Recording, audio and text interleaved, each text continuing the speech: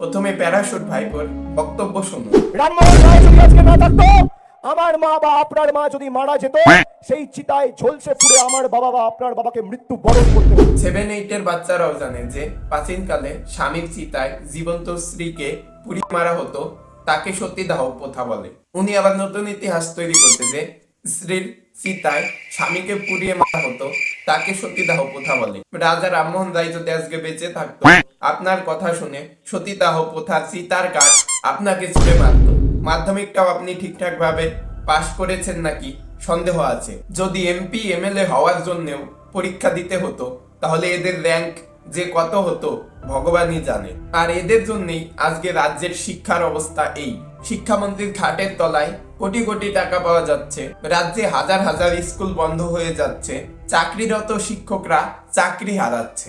ভিডিওটি ভালো লাগলে চ্যানেলটি সাবস্ক্রাইব করে ভিডিওটিতে একটা লাইক করে দেবেন, আর আপনার মতামত কমেন্টে জানাবেন। রাধে রাধে।